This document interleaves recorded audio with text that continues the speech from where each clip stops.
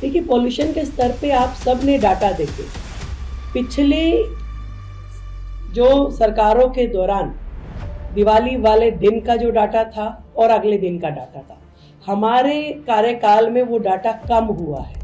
तो आपने सुना रेखा गुप्ता जी ने क्या कहा कि पिछली बार दिवाली में जितना AQI था वो इस साल उनकी सरकार में कम हुआ है। तो चलिए रेखा गुप्ता जी की बात मानते हुए जरा फैक्ट्स पर नजर डाल लेते हैं। इस चार्ट में पिछले 5 सालों के AQI का डेटा है।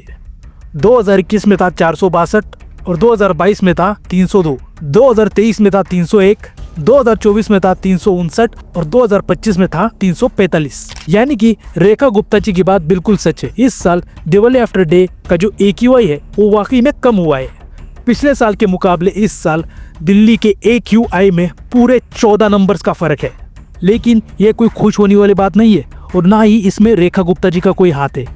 इतना फर्क 14 पॉइंट्स का जो फर्क है वो ठंडी हवा की वजह से भी आता है। तो अगर दिल्ली वाले सिर्फ इतनी सी बात से खुश हो रहे हैं तो फिर शायद बदलाव कभी नहीं आएगा। CPCB के मुताबिक एक साफ हवा का AQI 0 से 50 के बीच में होना चाहिए, लेकिन अगर ये 300 के ऊपर चला जाता है तो उस हवा को बहुत ही खतरनाक हवा माना जाता है। सो फैक्ट्स के मुताबिक जो रेखा गुप्ता जी ने कहा वो सच है कि इस साल वाकई में दिवाली आफ्टर डे का जो AQI है वो कम हुआ है, लेकिन यह हुआ है मौसम की वजह से और ठंडी हवा की वजह से। दिल्ली की गवर्नमेंट को और खुद दिल्ली वालों को भी अभी इस पर और काम करना होगा।